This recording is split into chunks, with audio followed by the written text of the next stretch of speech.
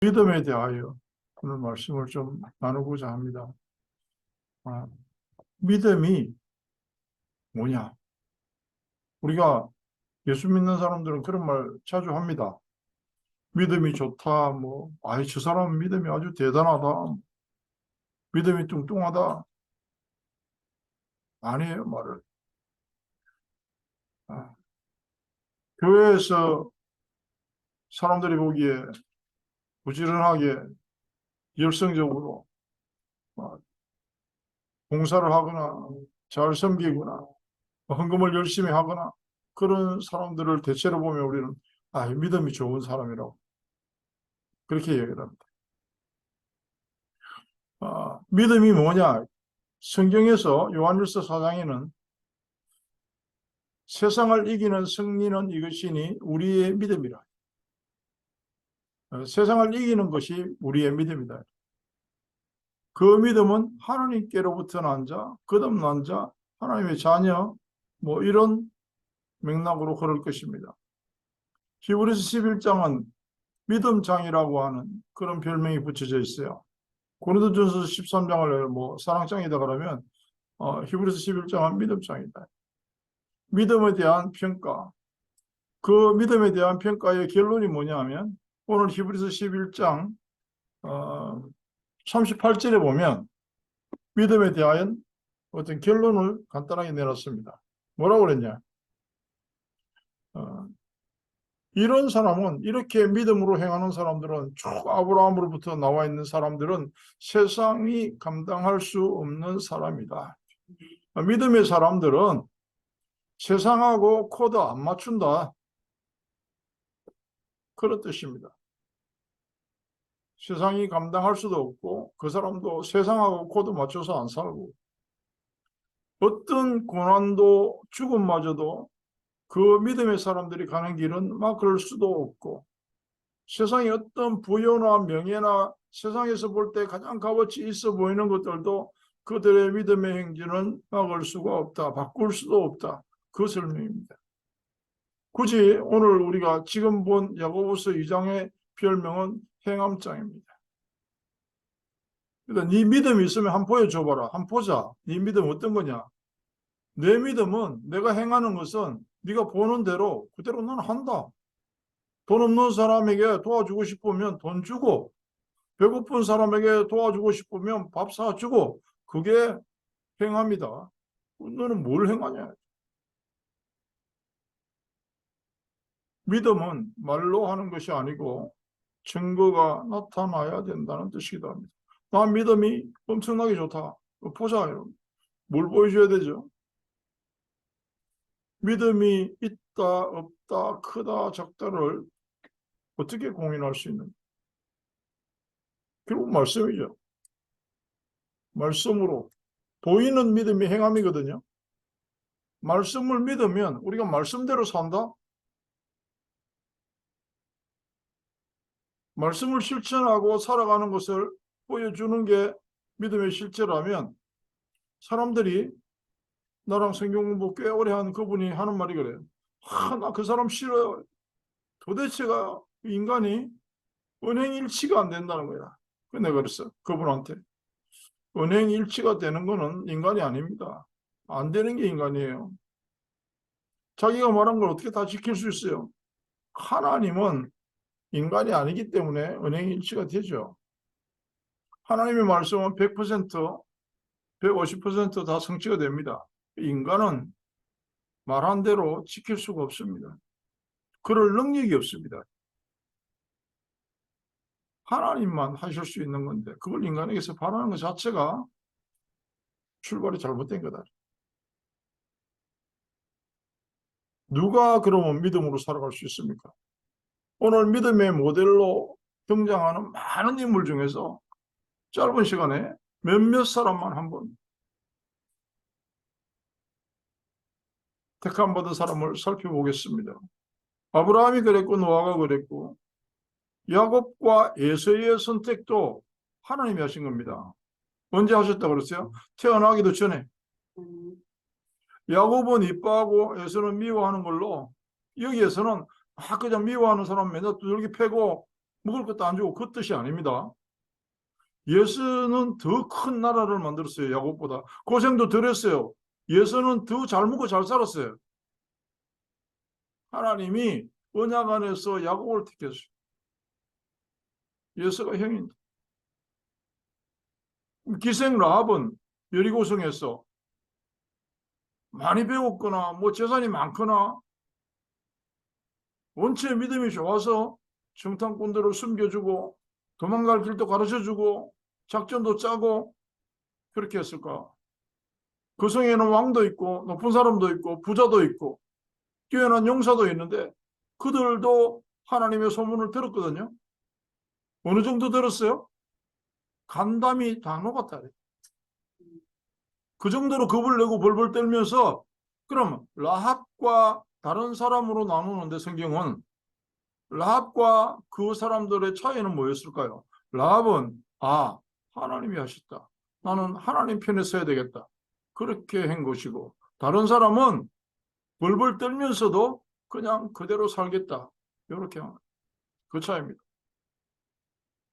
말로만 하는 것 그 믿음이 아니고 보여주는 하나님의 말씀으로 인정받는 믿음. 처음부터 하나님의 계획이 언약에 따라 언약의 흐름에 따라 그 사람들은 되어진 것이다. 어쩌면은 완전히 계획된 그 길을 그 사람들은 따라갔어요. 아브라함의 행함과 믿음은 말씀의 능력이었죠. 말씀을 절대 신뢰하는 그 믿음. 말씀은 자기 생명보다 더한 것으로 딱 붙들었어요. 언약을 잡았다는 말이 그 말이거든요. 그에게 말씀하시기를 내 자손이라 칭할 자는 이삭으로 말미암으리라. 그 말씀 딱 붙잡아 버렸어요. 그러면서 그 말씀을 붙잡은 증거로 어느 정도까지 붙잡았냐? 하나님의 능히 이삭을 죽은 자 가운데서도 살리실 줄로 생각한지라. 자기가 칼을 들고 내려쳐서 죽었다 할지라도 하나님은 다시 살릴 수 있는 거기까지 믿었어요. 그게 뭐죠? 말씀을 믿은 것이야. 말씀을 믿는 믿음. 그 믿음은 뭐다? 선물이다. 하나님이 은혜로 주셨다. 아브라함에게. 열심히 노력해서 우리도 아브라함처럼 이삭을 바칠 수 있나? 나는 하나님이 어느 날 성민이를 바쳐라. 싫습니다. 그럴 거예요. 그렇게는 못합니다. 하나님 다시 한번 생각해 보세요. 실수하는 것 같은데요. 그럴 것 같아. 은혜를 받으면 그것도 됩니다. 언약적 믿음에는 행함도 능력도 비밀도 포함된 것이다. 이삭이 야곱과 예수를 낳을지 야곱이 마침내 이스라엘이 될지 알았습니까? 아브라함이? 몰랐어요. 거기까지 몰랐다니까요. 그런데 말씀을 붙잡았어요. 이삭의 자손으로 말미암아 하늘의 별과 같이 해변의 모래알 같이 그렇게 인류의 번성이 있을 것 그 말씀을 붙잡았다니까. 이삭은 안 죽는다. 쉽게 이야기하면. 죽을 수 없는 사람이다. 그 말씀을 붙잡았다니까. 죽어도 괜찮다. 하나님은 전능하신 하나님이기 때문에 살릴 수 있다. 거기까지 붙잡았어요. 전도자는 지도자입니다.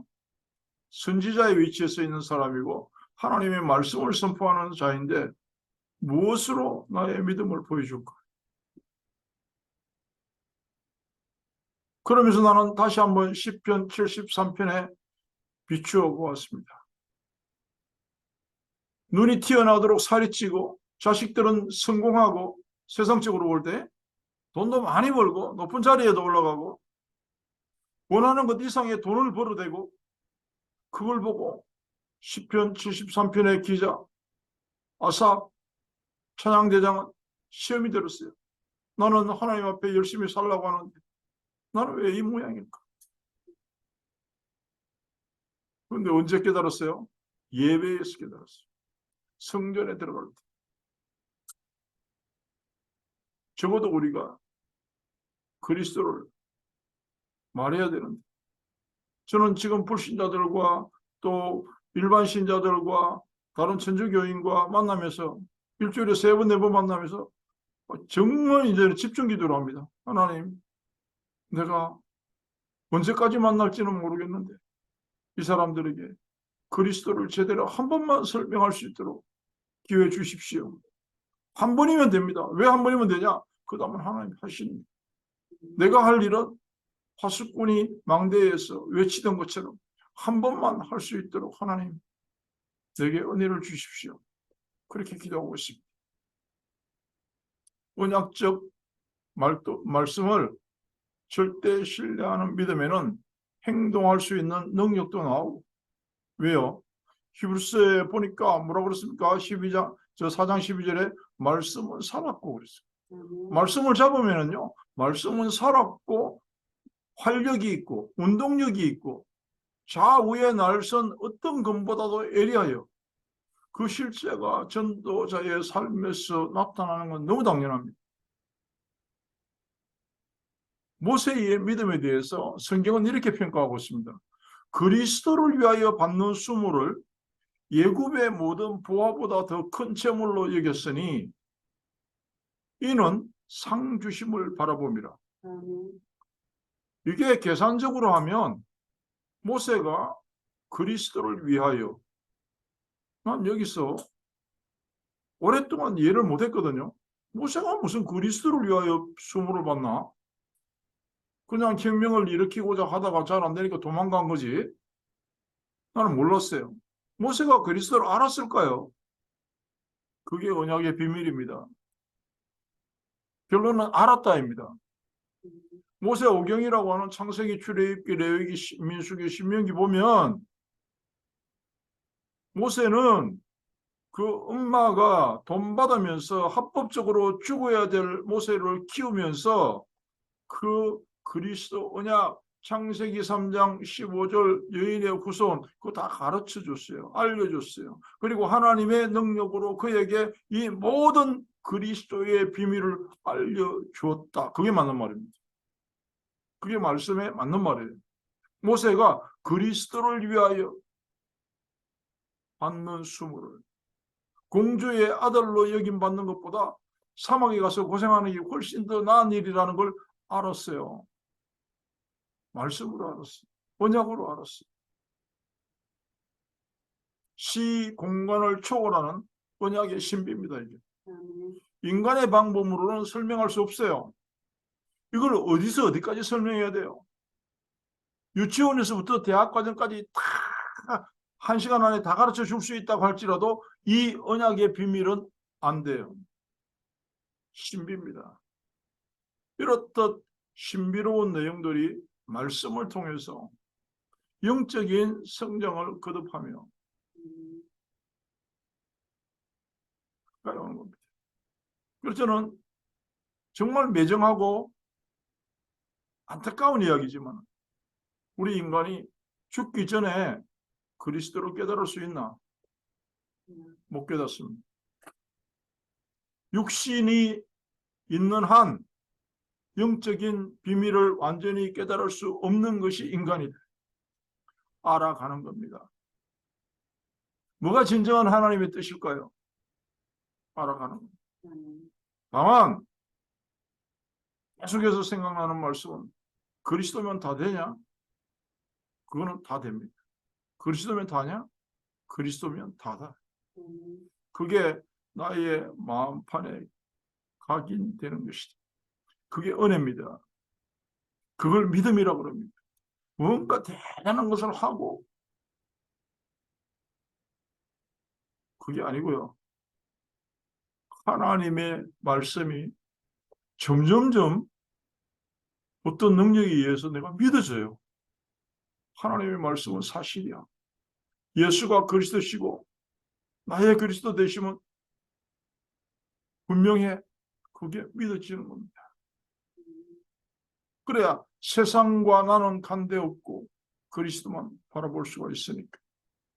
적어도 오늘 우리는 그 믿음이 회복되는 예배이고 또 한 주간 동안 그렇게 사라지기를 축복합니다.